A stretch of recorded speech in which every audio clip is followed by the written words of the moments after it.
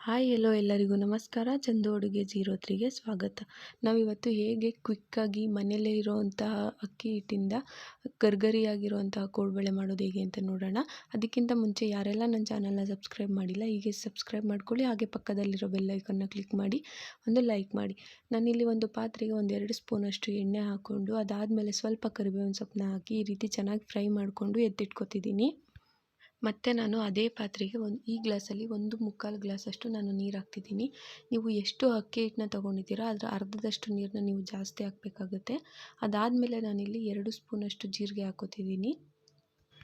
ಮತ್ತು ನಾನಿಲ್ಲಿ ಅರ್ಧ ಸ್ಪೂನಷ್ಟು ಅರಿಶಿನ ಪುಡಿ, 2 ಸ್ಪೂನಷ್ಟು ಚಿಲ್ಲಿ ಪೌಡರ್ ಮತ್ತು ನಾನಿಲ್ಲಿ 2 ಸ್ಪೂನಷ್ಟು ಬಿಳಿ ಎಳ್ಳನ್ನ ಹಾಕೋತಿದ್ದೀನಿ. ಇದಕ್ಕೆ ನೀವಿಲ್ಲಿ 1 ಸ್ಪೂನ್ ಅಜ್ವಾನ ಕೂಡ ಆ್ಯಡ್ ಮಾಡ್ಕೋಬೋದು. ನಾನು ಅದಾದಮೇಲೆ ರುಚಿಗೆ ತಕ್ಕಷ್ಟು ಉಪ್ಪು ಹಾಕ್ತಿದ್ದೀನಿ. ಅದಾದಮೇಲೆ ನಾನು ಫ್ರೈ ಮಾಡಿ ಇಟ್ಕೊಂಡಿದ್ದಂತಹ ಕರಿಬೇವಿನ ಸೊಪ್ಪನ್ನ ಕ್ರಷ್ ಮಾಡಿ ಹಾಕ್ತಾಯಿದ್ದೀನಿ. ಅದಾದಮೇಲೆ 1 ಸ್ಪೂನಷ್ಟು ಬೆಣ್ಣೆ ಹಾಕ್ಬಿಟ್ಟು 2 ಸ್ಪೂನ್ ಆಯಿಲ್ ಹಾಕ್ತಾಯಿದ್ದೀನಿ. ನೀವು ಬೇಕಾದರೆ ಇಲ್ಲಿ 3 ಸ್ಪೂನ್ ತುಪ್ಪ ಹಾಕ್ಕೋಬೋದು ಅಥವಾ 3 ಸ್ಪೂನ್ ಬೆಣ್ಣೆ ಕೂಡ ಯೂಸ್ ಮಾಡ್ಕೋಬೋದು. ತುಪ್ಪ ಬೆಣ್ಣೆ ಇಲ್ಲ ಅಂದರೆ ನೀವು ಬರೀ ಆಯಿಲ್ ಕೂಡ ಹಾಕ್ಕೋಬೋದು.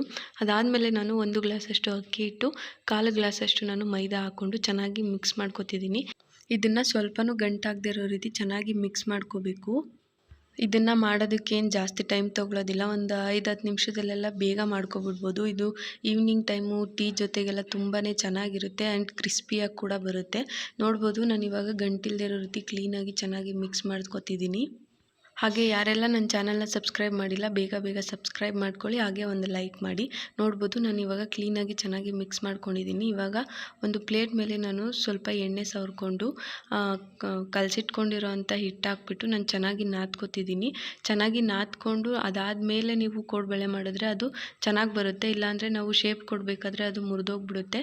ಅದಕ್ಕೆ ಈ ರೀತಿ ಚೆನ್ನಾಗಿ ನಾದ್ಕೊಂಡು ಅದಾದಮೇಲೆ ನೀವು ಶೇಪ್ ಕೊಡಬೇಕಾಗುತ್ತೆ. ನೋಡ್ಬೋದು ನಾನು ಹೇಗೆ ಮಾಡ್ತಿದ್ದೀನಿ ಅಂತ. ಹಿಟ್ಟನ್ನು ನೀವು ತುಂಬ ದಪ್ಪ ಕೂಡ ಮಾಡಬೇಡಿ, ತುಂಬ ಸಣ್ಣ ಕೂಡ ಮಾಡಬೇಡಿ. ಮೀಡಿಯಮ್ ಸೈಜಲ್ಲಿ ಮಾಡ್ಕೊಳ್ಳಿ. ಆವಾಗ ಕೋಡುಬಳೆ ತಿನ್ನೋದಕ್ಕೆ ಕ್ರಿಸ್ಪಿಯಾಗಿ ಚೆನ್ನಾಗಿ ಬರುತ್ತೆ. ನಾನು ಎಲ್ಲನೂ ಅದೇ ರೀತಿ ಮಾಡಿಟ್ಕೊತಿದ್ದೀನಿ. ನೀವು ಇದನ್ನು ತುಂಬ ದಪ್ಪ ಮಾಡಿಕೊಂಡ್ರೆ ಆವಾಗ ಎಣ್ಣೆಲಿ ಕರೆದಾಗ ಅದು ಬೇಯೋದಿಲ್ಲ. ಆವಾಗ ಮೆತ್ತಗೆ ಆಗಿಬಿಡುತ್ತೆ. ಆವಾಗ ಕ್ರಿಸ್ಪಿಯಾಗಿ ಬರೋದಿಲ್ಲ. ಅದಕ್ಕೆ ನೋಡ್ಬೋದು ನಾನಿವಾಗ ಎಲ್ಲನೂ ಅದೇ ರೀತಿ ಮಾಡಿ ಇಟ್ಕೊಂಡಿದ್ದೀನಿ. ನಾನಿಲ್ಲಿ ಎಣ್ಣೆ ಕೂಡ ಕಾಯಕ್ಕಿಟ್ಟಿದ್ದೆ, ಅದು ಕಾದಿದೆ. ಇವಾಗ ಒಂದೊಂದಾಗಿ ಎಣ್ಣೆ ಒಳಗಡೆ ಬಿಡ್ತಾ ಹೋಗೋಣ. ಇದನ್ನು ಲೋ ಫ್ಲೇಮಲ್ಲಿ 4-5 ನಿಮಿಷ ಚೆನ್ನಾಗಿ ಫ್ರೈ ಮಾಡ್ಕೋಬೇಕು. ಆವಾಗ ತುಂಬಾ ಕ್ರಿಸ್ಪಿಯಾಗಿ ಬರುತ್ತೆ. ನೋಡ್ಬೋದು ನಾನಿವಾಗ ಎಲ್ಲ ಕೋಡುಬಳೆಗಳನ್ನೂ ಎಣ್ಣೆ ಒಳಗಡೆ ಹಾಕಿದ್ದೀನಿ. ಈ ಗುಳ್ಳೆಗಳೇನಿದೆ ಅದೆಲ್ಲ ಕಂಪ್ಲೀಟಾಗಿ ಕಡಿಮೆ ಆಗಬೇಕು. ಆವಾಗ ಕೋಡುಬಳೆ ಚೆನ್ನಾಗಿ ಬೆಂದಿದೆ ಅಂತ. ನೋಡ್ಬೋದು ಇವಾಗ ಅದು ಫುಲ್ ಕ್ಲೀನಾಗಿ ಚೆನ್ನಾಗಿ ಫ್ರೈ ಆಗಿದೆ. ಈ ರೀತಿ ಗುಳ್ಳೆಗಳೆಲ್ಲ ಕಂಪ್ಲೀಟಾಗಿ ಕಡಿಮೆ ಆಗಬೇಕು. ಆವಾಗ ಅದನ್ನು ತೆಗೀರಿ. ಆವಾಗ ಕ್ರಿಸ್ಪಿಯಾಗಿರುತ್ತೆ ತಿನ್ನೋದಕ್ಕೆ. ನೋಡ್ಬೋದು ಇವಾಗ ಗುಳ್ಳೆಗಳೆಲ್ಲ ಕಂಪ್ಲೀಟಾಗಿ ಕಡಿಮೆ ಆಗಿದೆ. ನಾನು ಇವಾಗ ಅದನ್ನೆಲ್ಲ ತೆಗೆದಿಟ್ಕೊತಿದ್ದೀನಿ. ಹಾಗೆ ಯಾರೆಲ್ಲ ನನ್ನ ಚಾನಲ್ನ ನೋಡ್ತಿದ್ದೀರಿ ಸಬ್ಸ್ಕ್ರೈಬ್ ಮಾಡ್ಕೊಳ್ಳಿ. ಹಾಗೆ ಪಕ್ಕದಲ್ಲಿರೋ ಬೆಲ್ ಐಕನ್ನ ಕ್ಲಿಕ್ ಮಾಡಿ ಒಂದು ಲೈಕ್ ಮಾಡಿ.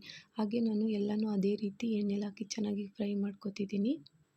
ಈ ಕೋಡುಬಳೆನ ಮಾಡೋದು ತುಂಬಾ ಸುಲಭ. ಕಡಿಮೆ ಟೈಮಲ್ಲಿ ಬೇಗನೆ ಮಾಡ್ಕೊಂಡು ತಿನ್ಬೋದು. ನೋಡ್ಬೋದು ನಾನೆಲ್ಲನೂ ಅದೇ ರೀತಿ ಫ್ರೈ ಮಾಡಿ ಎತ್ತಿಟ್ಕೊತಿದ್ದೀನಿ. ಹಾಗೆ ಎಲ್ಲರೂ ಟ್ರೈ ಮಾಡಿ ಹೇಗಿತ್ತು ಅಂತ ಕಮೆಂಟ್ ಮಾಡಿ.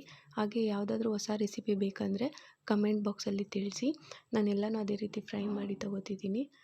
ನೋಡ್ಬೋದು ಕೋಡುಬಳೆಗಳು ಎಷ್ಟು ಗರಿಗರಿಯಾಗಿ ಎಷ್ಟು ಚೆನ್ನಾಗಿದೆ ಅಂತ. ಒಂದು ಕೋಡುಬಳೆ ಕೂಡ ಮುರಿದಿಲ್ಲ. ಮಾಡೋದು ತುಂಬಾ ಸುಲಭ. ಇದೇ ಥರ ಈಸಿ ಆ್ಯಂಡ್ ಸಿಂಪಲ್ ರೆಸಿಪಿಗಾಗಿ ನಮ್ಮ ಚಾನಲ್ನ ಸಬ್ಸ್ಕ್ರೈಬ್ ಮಾಡ್ಕೊಳ್ಳಿ. Thank you.